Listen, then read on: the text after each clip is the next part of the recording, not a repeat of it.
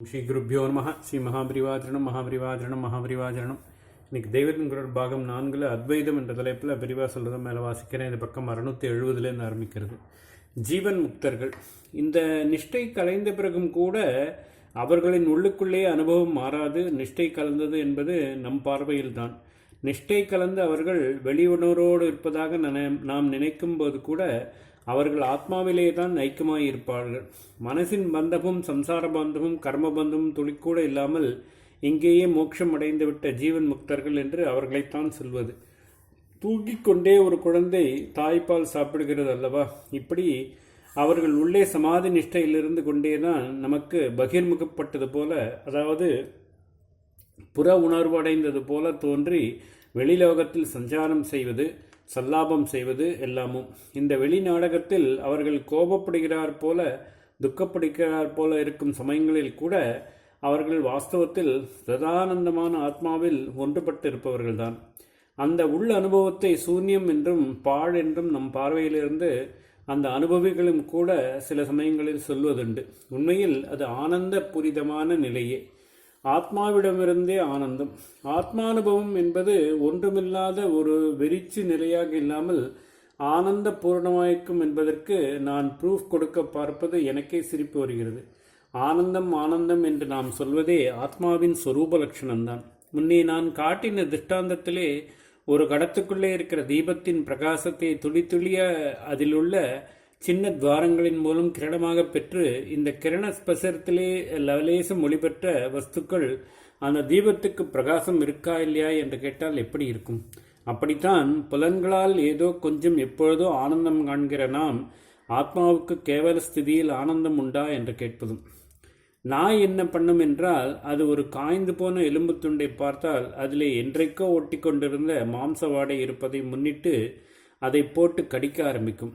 நாய் ஆகாரம் பண்ணுவதற்கு அந்த எலும்பிலிருந்து ஒரு சத்தும் வராது. ஆனால் அது நாயின் வாயில் குத்தி இந்த நாயின் இரத்தமே வெளிவர ஆரம்பிக்கும். அறிவில்லாமல் அந்த நாய் எலும்பிலிருந்தே ரத்தம் வருவதாக நினைத்து சந்தோஷப்பட்டு கொண்டு அதை மேலும் மேலும் கடித்து தன் வாயை மேலும் மேலும் ரணமாக்கி கொண்டு அதிலிருந்து வடிகிற தன் இரத்தத்தை குடித்து ஆனந்தப்படும்.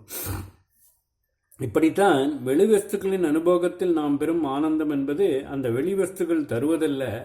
நாயின் வாய் ரத்தம் போல நம் இந்திரியங்களிலே உள்ள ஆனந்தம்தான் அது.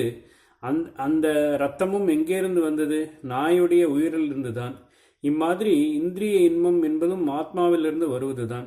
வெறுமே ஆத்மாவாக மட்டும் இருந்து கொண்டு அந்த பூர்ணானந்தத்தில் நிறைந்திருக்காமல் இந்திரியத்தினால் அதிலே துளிபாகம் ஆபாசப்பட்டு என்றால் பிரதிபலிக்கப்பட்டு என்ற அர்த்தம். அருவருப்பான ரூபமடைந்து என்று அர்த்தமில்லை. இப்படி ஆபாசப்பட்டு வெளிப்படுவதையே நாம் ஆனந்தம் என்று நினைக்கிறோம்.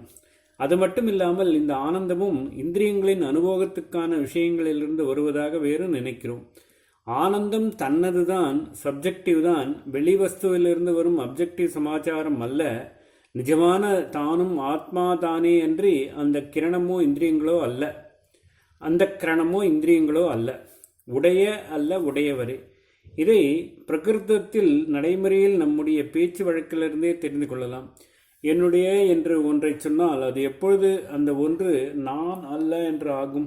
இது என்னுடைய தண்டம், இது என் கமண்டலம் என்று சொன்னால் இந்த தண்டமே நான் இல்லை. நான் தண்டமாக இருந்தாலும் அது வேறு அர்த்தத்தில். இந்த மூங்கில் கழி நான் இல்லை தானே. இந்த கமண்டலமே நான் இல்லை என்றும் இந்த தண்ட கமலங்களை தன்னுடையதாக்கி கொண்ட வேறே ஒரு ஆசாமி இருக்கிறான் என்றும் நன்றாக தெரிகிறது அல்லவா? போடுகிற உடையவர் வேறு, அவருடையவனாகிய உடைமைகள் வேறுதான். என்னுடைய வீடு, என்னுடைய பிள்ளை, என்னுடைய பேங்க் டெபாசிட் என்றெல்லாம் சொல்லும்போது அதுகளே நீங்கள் அல்ல, அவை உங்கள் உடையவை. அதாவது அவை உடைமை, நீங்கள் உடைமையாளர். இதை இங்கிலீஷில் பொசசிவ் கேஸ் என்கிறார்கள். பொசஷன் தானே உடைமை. இப்பொழுது உடம்பு, அதாவது இந்திரியங்கள் நான் இல்லை. மனஸ், புத்தி, சித்த, அகங்காரம் முதலானவை சேர்ந்த அந்த கிரணமும் நான் இல்லை என்பது எப்படி என்று காட்டுகிறேன். என்னுடைய கை, என்னுடைய கால், என்னுடைய உடம்பு என்றெல்லாம் அநேக சந்தர்ப்பங்களில் சொல்கிறீர்களோ இல்லையோ, என்னுடைய கண் பார்வை குறைந்து கொண்டே வருகிறது, என்னுடைய காது ஆபரேஷனுக்கு அப்புறம் நன்றாக கேட்கிறது என்றெல்லாம் இந்திரியங்களுக்கு உடைய போடுகிறோம் அல்லவா? என்னுடைய மனசு உனக்கு தெரியாது. அதாவது என்னுடைய புத்தியை ஜோட்டால் அடிக்கணும் என்றெல்லாம் அந்த கரணத்தை குறித்து உடையை போட்டு சொல்கிறோம். அப்படியானால் இந்த உடைமைகளுக்கெல்லாம் சொந்தக்காரனாக ஒரு உடையவர் இருக்கத்தானே வேண்டும். அந்த உடைமையாளன்தான் நான். என்னுடைய நான் என்ற வார்த்தை வருமா? வரவே வராது. உடைமையாக இல்லாமல் உடைமையாளனாகவே இருக்கிற அசல்தான் ஆத்மா. என்னுடைய ஆத்மா என்று நாம் பேச்சிலே எப்பொழுதாவது சொன்னால் அது தப்பு. இதே போல இன்னொருத்தருடைய ஆத்மா என்று சொன்னாலும் தப்பு. ஆத்மா என்றால் என்னவென்று தெரியாததால் நாம் பண்ணும் தப்பு. சாதாரணமாக ஆத்மாவை பற்றி எப்பொழுது சொல்கிறோம்? யாராவது ரொம்பவும் கஷ்டப்பட்டால் பாவம் அந்த ஆத்மா படாத பாடுபடுகிறது என்கிறோம். ஓயாமல் சஞ்சலப்பட்டு கொண்டே இருப்பவரை நிம்மதியில்லாத ஆத்மா என்கிறோம். காலமானார் என்று பேப்பரில் போடும்போது அன்னாருடைய ஆத்மா சாந்தி அடையட்டும் என்று போடுகிறார்கள். இந்த எல்லா இடத்திலுமே ஆத்மா என்ற பதப்பிரயோகம் சரியில்லை. ஆத்மா பாடும் படாது, நிம்மதியில்லாமலும் இருக்காது. அது புதிசாக சாந்தி என்ற ஒன்று அடைய வேண்டியதும் இல்லை. இங்கே எல்லாம் மாயா சம்பந்தத்தால் ஜீவபாவம் பெற்று அந்த கரணத்தினால் செயல்புரிவதான ஆத்மா பாசத்தை தான் ஆத்ம சைத்தன்ய மகா ஜோதிஷின் ஒரு சின்ன பொறியான ஜீவத்வத்தை தான் ஆத்மா என்று தவறாக சொல்கிறோம். ஈகோ என்று சொல்கிறார்கள்.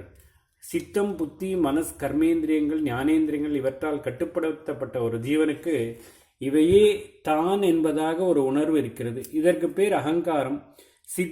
சித்தம், புத்தி, மனஸ் என்ற மூன்றோடு இந்த அகங்காரத்தையும் சேர்த்தே அந்தக்கரணம் என்பது.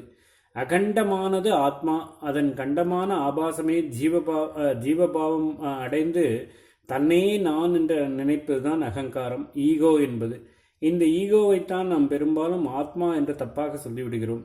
சமுத்திரத்திலே ஒரு சொம்பை அமுக்கி அந்த சொம்புக்குள்ளே இருக்கிற 4 ஆழாக்கு ஜலத்தை சமுத்திரம் என்கிறது போலத்தான் நாம் தனி ஜீவ அகங்காரத்தை ஆத்மா என்பதும், சொம்பு ஜலம் சமுத்திரத்தையுடையது என்பது போலவும் இதுவும் ஆத்மாவுடையதுதான். இதுவும் நானில் வராமல் என்னுடைய என்பதில்தான் வர முடியும்.